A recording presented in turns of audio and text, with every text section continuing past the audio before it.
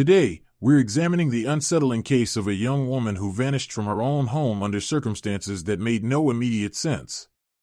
Her car was still in the driveway, her belongings were left untouched, and there were no signs of a struggle, only a few scattered items behind the house that deepened the mystery. What followed was a massive search effort that yielded no answers and left her family facing the unthinkable. In May 2018, the disappearance of 29-year-old nurse Naya Rahajan began as a routine welfare call in a quiet Sacramento neighborhood. The area experienced little overnight activity, and residents were accustomed to hearing nothing more concerning than automatic sprinklers or freight trains passing in the distance. When her husband, Adrav Morali, returned home after an evening maintenance shift, he immediately noticed irregularities that did not align with Naya's usual habits. The back gate stood partially open, moving slightly in the wind. The living room light was on, though she normally turned off and used lamps. Her car was parked in its usual position, showing no signs of recent travel. Inside the house, investigators later found a sequence of small but significant details. Naya's handbag lay on the dining table, positioned neatly rather than dropped hurriedly. Her phone rested beside a half-finished cup of tea, suggesting she had been interrupted during a normal evening routine. A pair of shoes was missing from the entryway rack, and her keys were not immediately visible. There was no disarray, no broken locks, and no obvious indication of a forced entry or confrontation. These conditions initially led responding officers to consider the possibility that Naya had stepped outside voluntarily and intended to return. A neighbor told officers she had seen Naya earlier that afternoon carrying grocery bags from her car toward the front door. This sighting suggested she had completed a typical errand and returned home without incident. However, the timeline after that remained unclear. Investigators began a standard canvass of the immediate area, checking yards, alleys, and the edges of nearby greenbelt access points. The case shifted dramatically when officers searching behind the property found several items scattered in brush near a narrow footpath. Naya's hospital identification badge lay partially concealed under leaves. A broken necklace, later confirmed to be hers, was located less than 2 feet away. A single running shoe was found close to the top of a disturbed slope where soil and vegetation appeared recently displaced. The marks suggested someone or something had moved down toward a shallow ravine. These findings changed the classification of the incident from a routine missing person concern to a potential critical disappearance. Search operations expanded fast. Teams equipped with flashlights, drones, and thermal scopes scanned the ravine, adjacent creek beds, and drainage culverts. Volunteers assisted by distributing flyers and joining grid searches across expanding perimeters. The area's dense vegetation and uneven terrain complicated the effort, but after 9 days of coordinated operations, no additional evidence emerged. No residents reported unusual sounds or activity during the relevant hours. Before we dive deeper, let us know in the comments where you're watching from. We'd love to hear from you. And don't forget to hit that subscribe button so you never miss any of our upcoming videos. No usable surveillance footage existed, as the neighborhood lacked exterior cameras facing the greenbelt. Digital forensics provided no leads, her phone showed no recent calls or messages, and financial records revealed no unauthorized transactions. With each passing week, investigative momentum weakened. Detectives reviewed known associates, employment records, and potential travel activity but found no indicators that Naya had planned to leave or that she was involved in conflicts outside the home. Her workplace confirmed she had completed her previous shift normally and had not expressed distress to colleagues. The absence of actionable information forced the case into a prolonged stall. By late 2019, after extensive but unproductive investigation, the coroner issued a presumptive death certification, a procedural step allowing the family to conduct religious and administrative processes. The decision did not resolve the investigative uncertainties but acknowledged the prolonged lack of evidence indicating survival. For Adrav, who had been cleared early in the inquiry due to verifiable work records and no conflicting evidence, the certification concluded only the formal phase of the case. Privately, he continued living with unanswered questions about the final hours of his wife's documented life. 5 years later, During a routine work trip to Colorado Springs, he entered a roadside diner for a late lunch. A woman carrying a tray turned toward him, and in that brief moment, the assumptions built around Naya's disappearance collapsed, leaving him confronted with a face he believed he would never see again. The moment inside the diner unfolded in seconds but carried the force of a forensic revelation. When the woman turned toward him, the changes in her appearance were immediately apparent. Her hair was shorter and dyed brown, her build leaner, her posture slightly bent from long hours on her feet. Yet several features remained unchanged, and these were the ones that froze him. The angle of her head when she registered an unexpected presence, the small mole near her lip, and the brief tightening around her eyes created an unmistakable likeness to the woman he had lost. He recognized these details not through wishful thinking, but through years of studying photographs during the investigation and the formal declaration that she had been presumed dead. Before he processed the recognition fully, a child appeared from behind the counter, moving quickly toward the woman. The boy tugged at her apron with familiarity, indicating a close relationship. The woman placed a protective hand on his shoulder in a reflexive motion consistent with caregiving.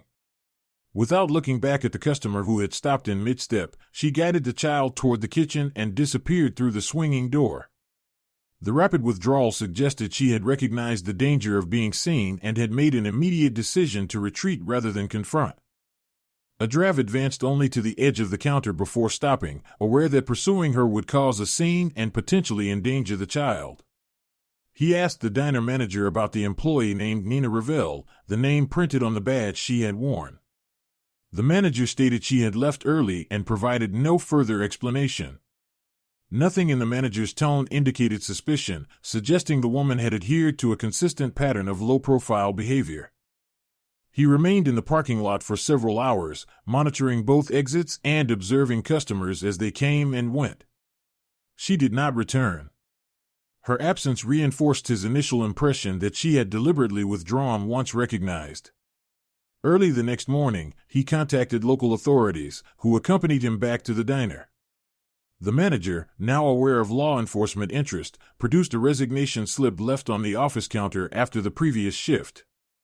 The note contained only brief language indicating immediate termination of employment. Its handwriting appeared rushed, and it lacked any forwarding contact or signature beyond the name she had been using. Investigators collected the slip and processed it for usable prints. Partial impressions were present, enough to compare against archived materials.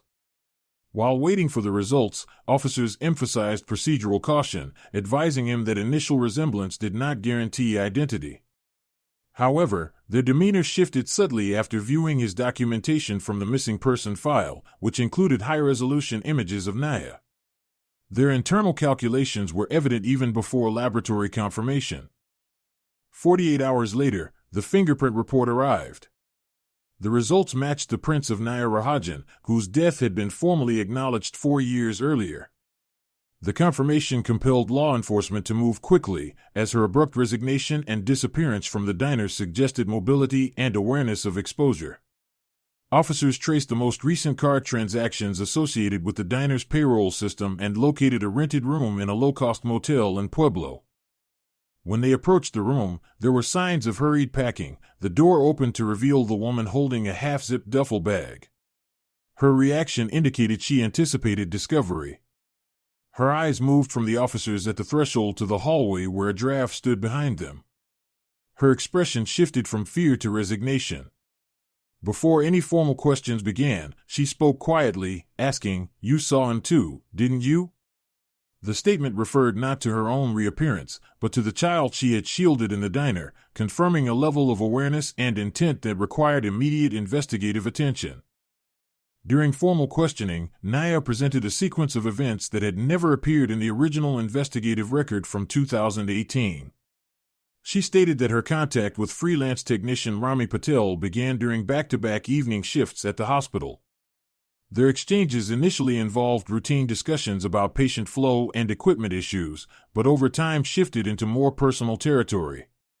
Her workload had been increasing, and she described a growing sense that concerns voiced at home received little acknowledgement. This combination contributed to an emotional vulnerability that allowed her conversations with Rami to move beyond professional boundaries. According to her account, Rami positioned himself as someone who understood her frustrations and offered a version of life that avoided the pressures associated with her marriage and extended community. He suggested that leaving quietly, without confrontation, would give her control over her circumstances. Naya admitted that the idea appealed to her not because she sought a permanent separation, but because she believed a temporary withdrawal from her environment might relieve mounting stress. She did not characterize the relationship as calculated, rather, she described it as a gradual slide into dependence. On the night she disappeared, she followed a plan developed between the two of them. She left her hospital badge and a broken necklace near the ravine behind the house to simulate a struggle. She did not elaborate on how the necklace was broken, only stating that placing the items near a disturbed slope was intended to divert attention toward the greenbelt and away from the service road. She then walked to a predetermined pickup point where Rami waited in his aging truck. Naya stated she believed the arrangement was temporary and expected to make contact with her family within a short period once she regained stability. The situation changed when she learned she was pregnant within months of leaving Sacramento. She said Rami's behavior shifted from supportive to dismissive as the pregnancy progressed. He became increasingly distant and, shortly after the child was born in a rented room in Arizona, he left without providing financial support, identification assistance, or a means of contacting him. She remained alone with a newborn, no official documents, and no verifiable employment history. Naya explained that her survival strategy relied on a series of low-wage positions that paid cash. These jobs were generally arranged through informal networks and required no formal identification. Her accommodations consisted of motels and short-term rentals with minimal screening requirements. She emphasized that her decision not to return home stemmed from shame rather than fear of law enforcement. The affair, the child, and the staging of her disappearance created a barrier she believed she could not cross without social repercussions from family and community. By late 2020, she had relocated to New Mexico, where she used a borrowed identity to obtain consistent work. After several months, she moved again, this time to Colorado, maintaining the same pattern of short-term lodging and employment under variations of the same alias. Her daily routine centered on earning enough to cover basic needs and caring for her child. She limited interactions with coworkers and avoided medical or governmental institutions, concerned that any requirement for identification would expose her situation. Naya stated she had not anticipated that a chance encounter, rather than investigative efforts, would reveal her identity. She described living with the assumption that avoiding official systems and maintaining a low profile would allow her to remain undetected. The realization that her recognition in a public setting initiated renewed scrutiny confirmed her fear that even minor deviations from her routine could compromise her anonymity. Investigators analyzing Naya's movements during her years in hiding noted a consistent operational pattern typical of individuals living outside formal identification systems. Her housing history showed short-term arrangements, often week-to-week rentals or cash-based motel stays. These locations required minimal verification, allowing her to avoid producing documents that could expose her. Employment records, reconstructed through interviews rather than official files, indicated she relied on informal labor networks. Former co-workers from small cafes and convenience stores described her work behavior as efficient and unobtrusive. She rarely initiated conversation, declined invitations, and maintained a routine that limited exposure outside her shifts. Most of them recalled that she kept her child within proximity at all times, even during breaks, suggesting a heightened concern for supervision. When detectives asked her why she had not contacted her family after Rami's disappearance, Naya stated that initial fear had gradually transformed into a more persistent barrier. Each period of silence made the idea of return more difficult. She believed that reaching out after months of absence would require explaining decisions she no longer felt capable of justifying. The weight of her actions, combined with the cultural expectations she believed she had violated, created a closed cycle in which avoidance reinforced itself. Parallel to these interviews, investigators conducted a secondary evaluation of a draft to better understand the domestic environment preceding her disappearance. They focused on whether there were any indicators of coercion or hostility that could have contributed to her decision to leave. He acknowledged that the marriage had experienced periods of emotional distance but denied any form of aggression or control. He explained that he had interpreted her withdrawal as stress from work rather than a signal of deeper issues. Detectives found no evidence contradicting his account, and their assessment aligned with the initial conclusion reached years earlier that he had not been involved in her disappearance. While mapping Naya's interstate movements, investigators turned attention to the child's circumstances. Social services conducted an assessment to determine the boy's physical and emotional well-being. They documented that he appeared healthy, demonstrated strong attachment to his mother, and showed no signs of neglect. However, they also noted the unstable living arrangements, frequent relocations, intermittent employment, and reliance on cash-based economies, which posed concerns regarding long-term development. The lack of continuity in educational or medical oversight was identified as a significant risk factor. As evidence consolidated, investigators determined that Naya's unlawful activity consisted primarily of using false identities and staging her disappearance in a manner that misdirected the original search.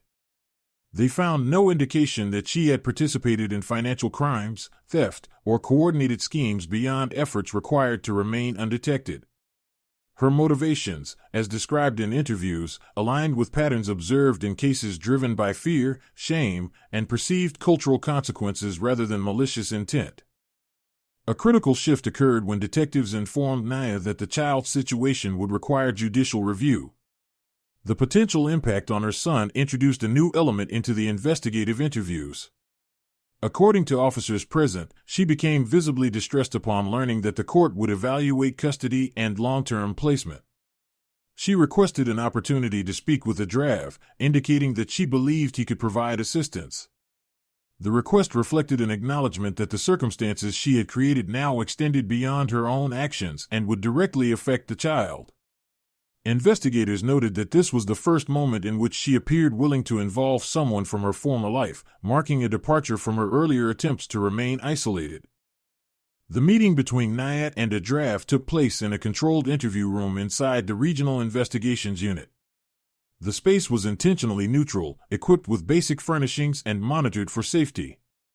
Detectives positioned themselves at a distance to observe without interrupting the exchange.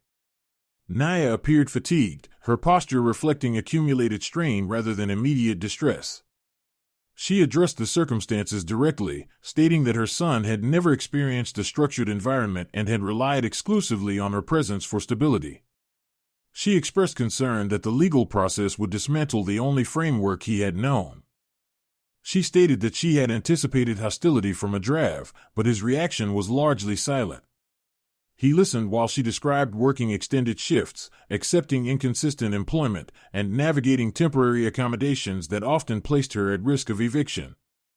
She recalled eating minimally on certain days to ensure the child did not perceive the shortages affecting them. These disclosures were factual rather than emotional, intended to clarify the conditions under which the boy had been raised. The detectives noted that her statements were consistent with earlier interviews, indicating no attempt to alter or embellish her account. Parallel to this meeting, investigators continued their verification process. DNA analysis confirmed that the biological father of the child was Rami Patel, who had died in Nevada several years earlier. This finding resolved a key component of the investigation by eliminating the possibility of ongoing involvement from him and confirming that Naya's narrative regarding his departure was accurate. With the biological question settled, the legal focus narrowed. Evidence indicated no engagement in broader criminal activity. As a result, the charges under consideration were confined to the use of false identities and obstruction connected to her staged disappearance. Social services conducted their independent evaluation of the boy shortly after the meeting.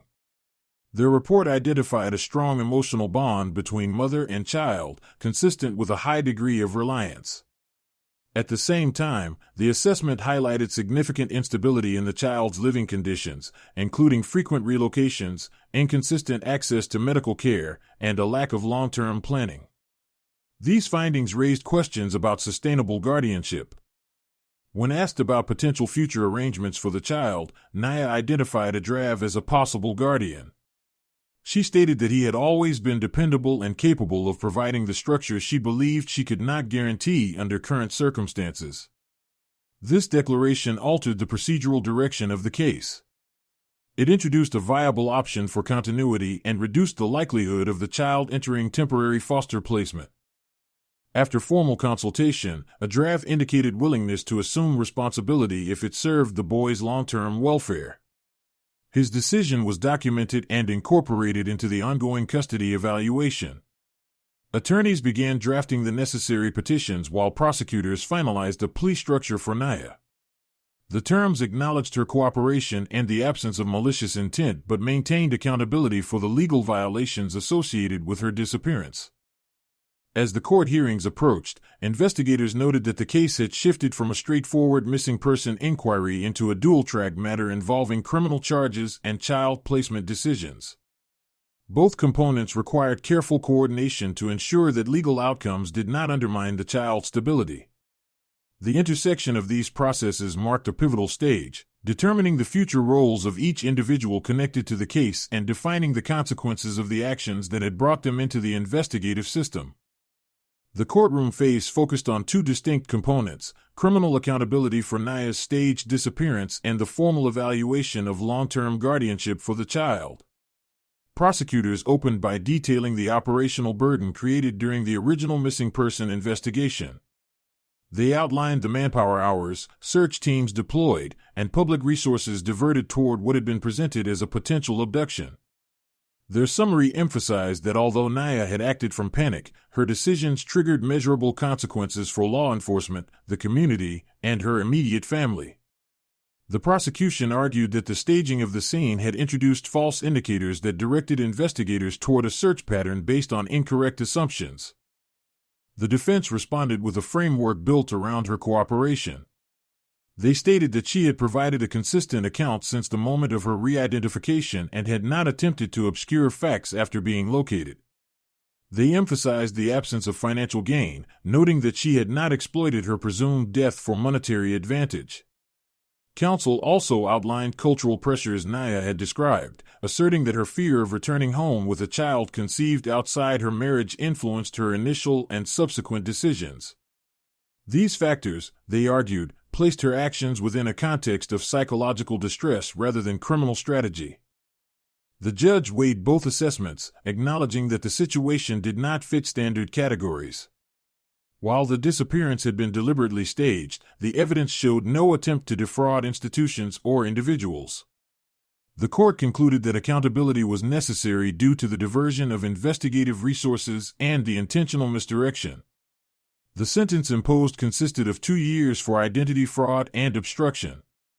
12 months were to be served in custody, with the remaining period assigned to supervised release. Conditions included mandatory counseling and compliance with immigration review protocols. The judge stated that the balance of the sentence reflected both the seriousness of her actions and the mitigating circumstances identified during the hearings. Parallel to the criminal proceedings, the custody evaluation continued. Social workers presented their findings regarding the child's long-term placement.